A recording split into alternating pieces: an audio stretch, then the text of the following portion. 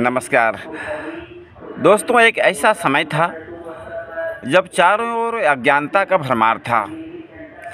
लोग नंगा रहते थे, कच्चा भोजन करते थे और जैसे तैसे अपना जीवन जीते थे।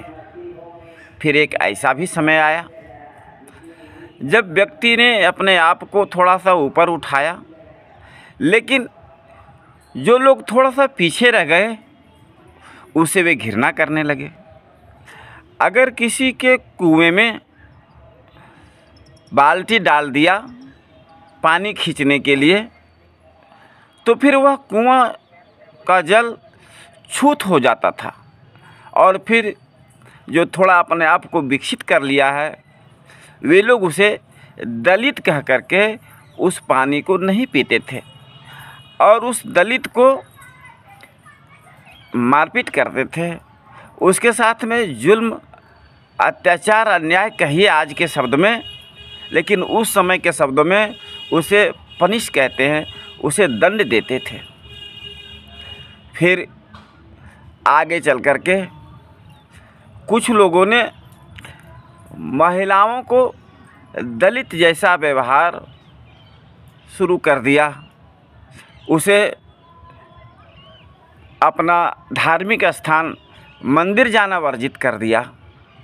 और आज भी अपने मजहब के जो उनके देवता जहाँ पर वास करते हैं, जिसके लोग कहते हैं कि उसका इबादत करते हैं, आज भी कुछ महिलाएं ऐसी है, खासकर मुसलमान मजहब में, जहाँ महिलाओं को आज भी मंदिर जाना वर्जित है। पर सनातन धर्मियों ने अब उससे ऊपर उठ करके वे मंदिर भी जाने लगे। और अब महिलाओं को कोई मंदिर जाने से, वेद का मंत्र पढ़ने से, पूजा पाठ करने से महिलाओं को आज़ादी मिल चुका है। पर कुछ ऐसे भी दबे कुचले पिछड़े व्यक्ति ऐसा हुआ करते थे जो उच्च पदों पर, प्रतिष्ठित पदों पर वे आवेदन भी नहीं कर सकते थे, वे याचना भी नहीं कर सकते थे। उसी को लोग दलित कहते थे। और आज अगर उस तरह के दलित व्यक्तियों को नज़र दौड़ा कर देखें तो आपके गांव में, आपके अगल बगल के क्षेत्रों में और यहाँ तक कि भारत में अभी देखने को मिलता नहीं है। लेकिन फिर भी लोग दलित के नाम पर, आज़ादी दिलाने के बात पर उसे बरगलाने का भी प्रयास करते हैं। आज लोग कभी कभी सुनते होंगे, आप भी, हम भी देखते हैं कि लेके रहेंगे आज़ादी, छीन के रहेंगे आज़ादी, देना पड़ेगा आज़ादी, हमें चाहिए आज़ादी। जो व्यक्ति इस तरह के शब्द का प्रयोग करता है, वह व्यक्ति समझ लीजिए कि वह आपको एक नया देश बनाने की बात करता है। वो एक नया पाकिस्तान, एक नया बांग्लादेश, एक नया क्षेत्र की मांग करने की बात करता है। वो छायावादी शब्द है। हम और आप याद करिए इतिहास के उन पन्नों को। जब देश आज़ाद हुआ था तो दो भागों में भारत का एक टुकड़ा जो पाकिस्तान के रूप में है, वो अपने आप ऑटोमेटिक नहीं हो गया या आराम से नहीं बन गया। आप इतिहास देखिए तो उसमें है कि कायदे आजम मोहम्मद जिन्ना साहब एक व्यक्ति थे जो मुसलमान थे। उन्होंने इसी तरह का नारा दिया था। और एक व्यक्ति भारत के जो पश्चिम बंगाल अभी जो क्षेत्र है वहाँ से हैं, उनका नाम योगेंद्र नाथ मंडल। उस समय मोहम्मद जिन्ना को योगेंद्र नाथ मोंडल पश्चिम बंगाल क्षेत्र में उसका क्षेत्र था। वो बड़े नेता थे। उनके समर्थकों की संख्या कई लाखों में था और वे दलितों के मसीहा कहलाते थे, दलितों की आवाज़ उठाते थे और उन्होंने उसका समर्थन कर दिया। परिणामतः क्या हुआ कि एक नए राष्ट्र पाकिस्तान का निर्माण हो गया। और तब वे क्या किए, उनके साथ अपने बहुत सारे समर्थकों को भी वो आह्वान किए और उनके साथ वे पाकिस्तान चले गए। पाकिस्तान में उनको बहुत बढ़िया पद भी मिला और वहाँ उसे कानून मंत्री बनाया गया। पाकिस्तान के प्रथम कानून मंत्री का नाम अभी भी आप गूगल पर देखेंगे तो उनका नाम था योगेंद्र नाथ मंडल। अब वे जो दलित को आज़ादी दिलाने की बात का जो मंत्र लोगों को पढ़ाया और वहाँ क्या देखा, कुछ ही दिनों में गैर मुसलमानों के साथ पाकिस्तान में इतना भेदभाव होने लगा कि उनके दलित महिलाओं को दिन दहाड़े इस्लाम कबूलवाने के नाम पर दुष्कर्म होने लगा, मारपीट होने लगा, हत्याएं होने लगी। तब उन्होंने सभी मंत्रियों से, अपने लोगों से, जिन्ना साहब से उसने यह बात रखा कि ये सब क्या हो रहा है, इसको रोकने का कुछ उपाय किया जाए।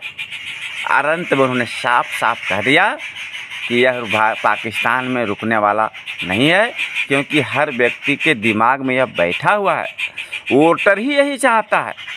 फिर हम चुनाव कैसे जीतेंगे अगर वोटरों की भावनाओं का सम्मान नहीं करेंगे।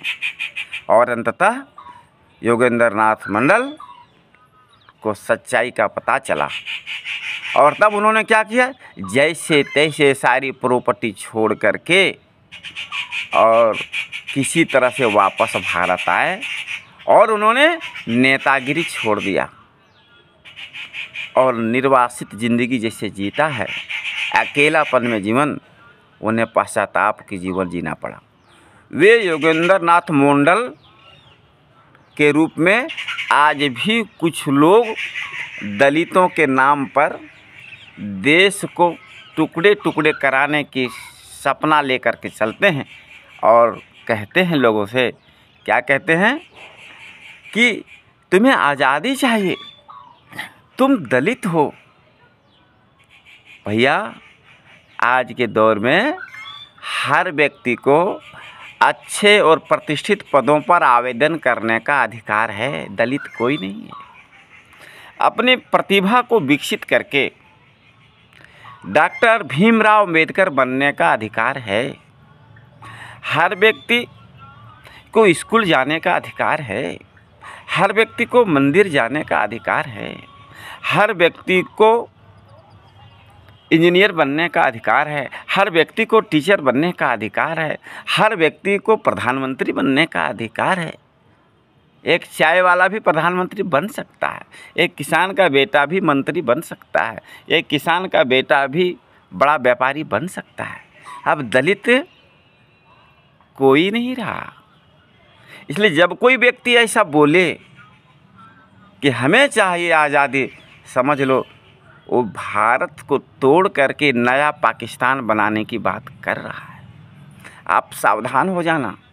जैसे आप टूटोगे अपने समाज से, अर्थात सनातन संस्कृति से, हिंदू, सिख, जैन और बौद्ध, ये जो 4 संस्कृति जिसका जन्म भारत की धरती पर हुआ है, ये सब अपने भाई हैं। जैसे ही आप एक चारों से आप टूटेंगे, आपका नाम और निशान मिटा दिया जाएगा। आज अफ़गानिस्तान में जहाँ पर हिंदू, सिख, जैन और बौद्ध की बस्तियाँ रहा करती थे, बस्ती ही बस्ती बड़ी बड़ी, आज एक बस्ती नहीं दिखती है इन सनातनियों की। ना वहाँ ब्राह्मण है, न क्षत्रिय है, न वैश्य है, न शूद्र है, न दलित है, न हरिजन है, न आदिवासी, कोई नहीं, सिर्फ और सिर्फ मुसलमान है। ये आप अपने खुली आँखों को और खोल करके देख लीजिए, दलित आज भारत में कहीं नहीं दिखता है। ये ठगने वाले ठगते हैं। विश्वामित्र क्षत्रिय थे, उन्होंने अपने ज्ञान विकसित करके वो ब्राह्मण बन गए। और ब्राह्मण बनने वाला जो वेद मंत्र है, उनका जो गुरु मंत्र है, वो गायत्री मंत्र की रचना करने वाले का नाम विश्वामित्र मुनि स्वयं है। क्षत्रिय से ब्राह्मण बन सकता है, छोटे से बड़े बन सकते हैं। अगर कहीं किसी को लगता है कि धर्म के नाम पर बाधा कोई कर रहा है, तो हरिद्वार में एक जगह है, उसका नाम है शांति कुंज। शांति कुंज हरिद्वार अर्थात AWGP, ऑल वर्ल्ड गायत्री परिवार। ये ऑल वर्ल्ड गायत्री परिवार के नाम से मशहूर है, आप इसे इंटरनेट पर भी देख सकते हैं। वहाँ एक ऐसा टकसाल है जहाँ जिस भी जाति, जिस भी धर्म का व्यक्ति जाए और जीवन जीने की पद्धति को निःशुल्क वहाँ पर सीखे, और सीख करके आप जितना उच्च अपने को बना सकते हैं आप बनाइए। पूरी आज़ादी है। आपको वहाँ एक एक शब्द कर्मकांड का बताया जाएगा। आप ब्राह्मण की तरह मंत्र पढ़ सकते हैं, आप क्षत्रिय की तरह सैनिक बन सकते हैं, वहाँ के ज्ञान अर्जित करके आप बड़े बड़े विद्वान बन सकते हैं। ज्ञान का पूरा भंडार है।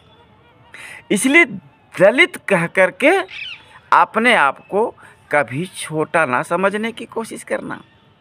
यह भारत की भूमि है, यहाँ की भूमि को भारत माता कहा गया है। कुछ लोग तो इसे अपमान कहते हैं कि ये मेरे धर्म में, मेरे मजहब में नहीं लिखा है।